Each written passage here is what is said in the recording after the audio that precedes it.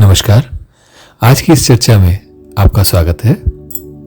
आज का विषय अत्यंत ही रोचक है, क्योंकि हमने और आपने बहुत से विषयों पर सुना और बहुत सी साधनाओं को करने का प्रयास किया, लेकिन इन सभी आवश्यकताओं में जो सबसे मूल है वो ये है कि मैं कौन हूं, ये साधना करने वाला साधक कौन है।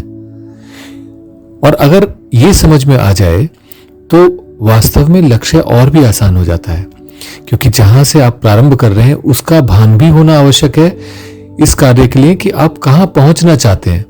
अगर आप मान लीजिए दिल्ली से चलते हैं और हरिद्वार जाना चाहते हैं तो आपको हरिद्वार पहुंचना है, लेकिन ये दिल्ली से चलते हैं ये पता होना आवश्यक है, क्योंकि आप दिल्ली से ही फिर अपने साधनों को ढूंढेंगे कि जो आपको हरिद्वार तक पहुंचा सके। लेकिन अगर आपको वारंगल से वहां पहुंचना है, हरिद्वार पहुंचना है, तो आपका मार्ग भी अलग होगा, आपके साधन भी अलग होंगे।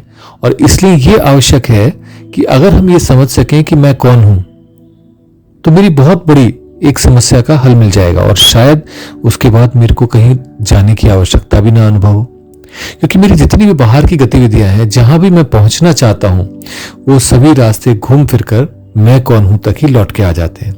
मैं अपने आप में ही एक गुत्थी बन के रह जाता हूं। हर कदम बाहर का मुझे अपने आप से दूर ले जा रहा है। तो क्या यह आवश्यक नहीं कि ऐसे में मैं स्थिर होकर के, शांत होकर के बैठूं और ये ढूंढूं कि मैं कौन हूं और वो पा जाऊं जिसको पाने के लिए मैं सारे जीवन भर तड़पता रह रहा हूं और सारी यात्रा मेरी थम जाएगी। उसके बाद में मैं अपने आप में उपलब्ध हो जाऊंगा। तो ये एक बड़ी से बड़ी खोज होती है, ये भी सबने कहा है। लेकिन कारण क्या है, क्यों कहा है कि बड़ी से बड़ी खोज है? क्योंकि हमने अपने चारों तरफ इतने सारे आडंबर फैला लिए हैं, इतने सारे पर्दे बिछा लिए हैं कि उसके अंदर छुपकर हम जब बैठ गए तो हम ढूंढ ही नहीं पा रहे हैं, समझ ही नहीं पा रहे हैं कि हम कौन है। चारों तरफ इतने आईने हमने लगा लिए हैं, शीशे इतने लगा लिए हैं कि उनमें हम अपने आप को विभिन्न रूपों में देख रहे हैं। मैं अपने आप को ही सब कुछ समझ लेता हूं, सर्वे सर्वा समझ लेता हूं। क्यों? क्योंकि वो शीशे में ऐसा दिख रहा है और ये शीशा हमारे को स्पष्ट नहीं दिखा पा रहे हैं। कारण क्या है कि हम फिर बाहर देख रहे हैं। अंदर देखिए, अंतर उतरते ही, आपके अंदर पहुंचते ही आपकी सारी यात्रा संपूर्ण होने लगेगी।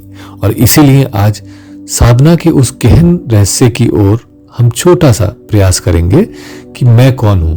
ऐसा नहीं है कि इसको करते ही आपको ये बोध हो जाएगा कि मैं कौन हूं, बट आप उस यात्रा पर पहला कदम अवश्य रख लेंगे, इतना मेरा विश्वास है।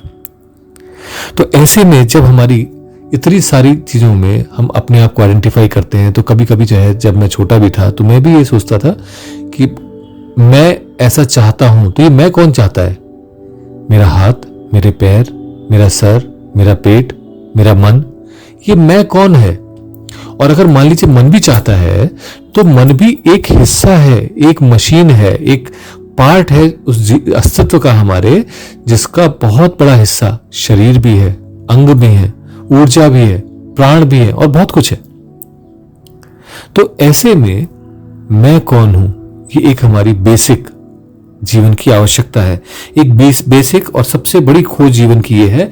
अगर मैं समझ जाता हूं कि मैं कौन हूं, मैं कहां खड़ा हूं, मैं क्या हूं, तो मेरी चारों ओर की जो आवश्यकताएं हैं, जो मेरी कामनाएं हैं, मुझे वो सब रीडिफाइन हो जाएंगी। मुझे दिखाई देगा कि मैं सब कुछ तो पा चुका हूं। तो अगर पा चुका हूं तो फिर मुझे उपलब्ध क्या करना है, क्योंकि मैं तो उपलब्ध हूं। तो इसलिए मैं कौन हूं का अंडरस्टैंडिंग आना, हमारे अंदर वो एक समझ पैदा होना, इसकी अत्यंत आवश्यक है। अब अगर आप ये समझें कि इसके बारे में हम कोई गहन चर्चा करेंगे, तो वैसा नहीं हो सकता, क्योंकि मैं कौन हूं एक जीवंत पक्ष है जिसको जिया जा सकता है, जिसके बारे में बहुत सारे प्रयोग किए गए। जैसे शंकराचार्य ने निर्वाण षटकम में कहा, अहम निर्विकल्पो निराकार रूपो। तो उनका कहने का मतलब यह था कि मैं निर्विकल्प हूं, निराकार हूं। इस तरह के उन्होंने अपने बारे में उद्गार कहे। लेकिन इन उद्गारों के पहले उन्होंने जो सूत्र दिए हैं, उनके अंदर उन्होंने बताया कि वो क्या क्या नहीं है, और वो क्या क्या नहीं है को अगर आप गिराते चले जाते हैं तो अंततः क्या बचता है कि मैं क्या हूं, मैं कौन हूं। तो ये एक गहरी से गहरी खोज है। अब इसको समझने के लिए सरल रूप से कि हमें करें क्या, कैसे इस जीवंत पक्ष को अपने जीवन में उतारें और उसको जी करके अनुभव कर सकें, जीवन में देख सकें। चाहे कुछ क्षण ही प्राप्त हो, कुछ सेकंड्स ही मिले, लेकिन उन सेकंड्स में एक बार को वो फीलिंग तो आ सके, वो अनुभव तो हो सके कि कैसा है, मैं कौन हूं। और इसके लिए आपको दो ही रास्ते होते हैं। एक रास्ता जिसके माध्यम से हम अपने जीवन में ऊर्ध्व गति करें और उस अवस्था तक पहुंच जाएं जहां से हम झुक करके उस सब कुछ को देख सकें कि ये कौन है, ये मैं कौन है, ये जो मेरे सामने है। दूसरा विधान कि मैं उस सोर्स पे अपने गिर जाऊं जहां से मैं आया हूं, और मैं ऐसे में इसको श्रेष्ठ मानता हूं क्योंकि सरल है ये, कि मैं उस स्तर पे उतर जाऊं जो मेरे से ऑलरेडी, जिसके बारे में मुझे ध्यान है, जिससे मैं जुड़ सकता हूं, जिससे मैं जुड़ा हुआ हूं आज भी, तो मैं अपने केंद्र पर उतर जाऊं। अब ये केंद्र क्या है? ये केंद्र वही केंद्र है जहां से मेरा विकास हुआ, जहां से मैं संभव हुआ, जहां से आप संभव हुए। तो कहां से संभव हुए आप? अपनी माता के गर्भ में वो बिंदु, वो स्थान जहां से वो अपने बच्चे से जुड़ी हुई है और जहां से वो बच्चा अपनी मां से जुड़ा हुआ है और पूरे पोषण को और पूरे निर्माण को प्राप्त करता है, उस कोड को प्राप्त करता है, ब्लूप्रिंट को प्राप्त करता है अपने, जिसके माध्यम से उसके पूरे शरीर का विकास होता है। और ये केंद्र क्या है? ये वही है जो प्लेसेंटा से जुड़ा हुआ था मां से। और इसे आप समझते हैं कि जब बच्चा होता है तो नाल काट दी जाती है, वो प्लेसेंटा काट दी जाती है, और जहां काट करके ये इकट्ठी होती है हमारी नाभि पर, यानी स्थान पर, उसे नाभि कहते हैं। तो अब आप समझ सकते हैं कि अगर मैं अपने सोर्स में गिरने लग जाऊं तो मैं पहले अपनी नाभि पर ही पहुंचूंगा, और अब जब नाभि पर पहुंचूंगा तो उसके बाद में मैं वहां से अगर जीना प्रारंभ कर दूं तो मेरे को मैं कौन हूं का अनुभव होने लगेगा। तो अब पहली स्थिति आप समझ गए होंगे कि नाभि ध्यान क्यों आवश्यक हो गया, कि हम नाभि पे पहुंच करके अब हमारे को आवश्यकता ये रियलाइज करने की है कि मैं नाभि से ही जीवित हूं और जी रहा हूं, सारे क्रियाकलाप मेरे नाभि से ही उद्गम हो रहे हैं। अब ऐसा कैसे हो सकता है? तो इसके लिए बहुत ही सरल प्रयोग है। प्रयोग क्या है कि आप अपनी नाभि पर ध्यान दीजिए, ध्यान रखिए। हम जहां भी अपना फोकस रखते हैं, अगर मान लीजिए आपके हाथ में चोट लग गई तो आपका एकदम से ध्यान उधर जाता है, जैसे ही आपका ध्यान वहां पर जाता है सारी ऊर्जा सिमट करके आपके हाथ के उस भाग में पहुंच जाती है। ऐसे ही अगर आप नाभि पर ध्यान लगाएंगे, ध्यान रखेंगे अपना, उसको स्पंदित होते हुए अनुभव करेंगे, तो सारी ऊर्जा जो व्यय हो रही थी विचारों में और इधर उधर, वो सब एकत्रित होकर के और शरीर की ऊर्जा भी नाभि पर आने लग जाएगी। और जब ये ऊर्जा आती है तो क्या होता है? पहले इसमें ज्योति जैसा अनुभव होता है, प्रकाश जैसा अनुभव हो जाता है, और आगे बढ़ने पर यह प्रकाश एक चमचमाते हुए बिंदु रूप में दिखाई देता है। बिल्कुल जैसे समझिए जैसे मोती जैसा, या बिल्कुल ऐसा समझिए जैसे कि सूर्य जैसा एक छोटा सा बिंदु। और ये जो अवस्था है, ये वो वाली अवस्था है जब ये अनुभव होने लगता है हमारे को कि हम, ये ऊर्जा है। लेकिन जैसे ही ये सूर्य घनीभूत हो जाता है और हमें दिखाई देने लगता है आंख बंद करने पर, तो एक ट्रांसफॉर्मेशन भी हमारे अंदर होता है। और ट्रांसफॉर्मेशन क्या होता है? पहले हम इसको देख रहे थे, इस बिंदु को, इस प्रकाश को, अब हमें अनुभव होता है कि हम इस प्रकाश से अपनी आंखों के माध्यम से देख रहे हैं। बस ये जो ट्रांसफॉर्मेशन है ये अपने आप आता है, इसके लिए आप कोई प्रयास करने की आवश्यकता नहीं है ज्यादा।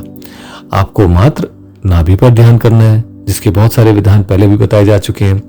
नाभि पर आपको अपनी दृष्टि रखनी है, आंख बंद करके सारी ऊर्जा अपने आप नाभि पर आती जाएगी। आप श्वास प्रश्वास लीजिए, नॉर्मल सोहम कीजिए, और वो जो ऊर्जा एकत्रित हुई है वो ऊर्जा जब अपने आप से ज्योति रूप में जो ऊर्जा है ये कंडेंस होकर के एक बिंदु रूप प्रकाश के रूप में आ जाती है, तो आप अपने आप ही वहां से जीने लगते हैं। आपके शब्द नाभि से निकले हैं, आपकी दृष्टि नाभि से निकली है, आपके शब्द जो सुन रहे हैं वो नाभि पर जा रहे हैं, तो आपका सभी कुछ नाभि से व्यवस्थित होने लग जाता है।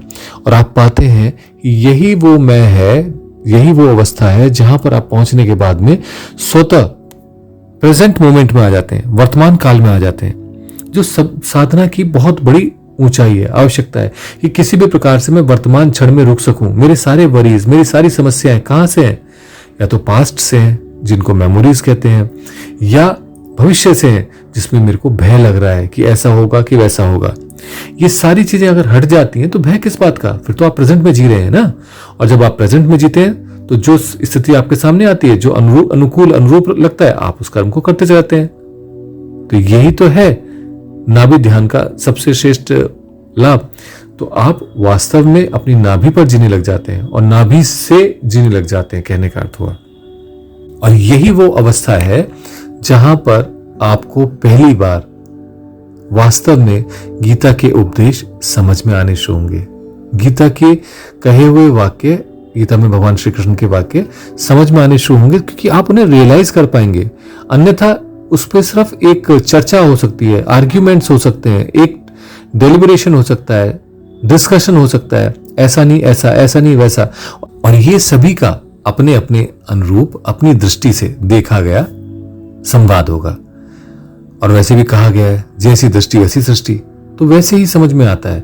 इसलिए बहुत मूल आवश्यकता है कि हम उस क्षण को, उस पल को अपने आप में जी करके अनुभव करें।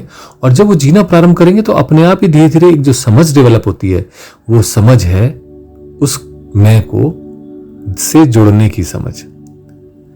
और ये अत्यंत आवश्यक है कि जीवन में हम उस अवस्था तक पहुंचे, क्योंकि जब वहां पहुंच जाते हैं तो फिर बहुत कुछ दिखाई देता है जो झड़ जाता है, गिर जाता है, जिसकी आवश्यकता ही नहीं बचती। तो इसलिए नाभि पर ध्यान कीजिए, स्वतः वो अवस्था अपने आप फलीभूत होने लगेगी।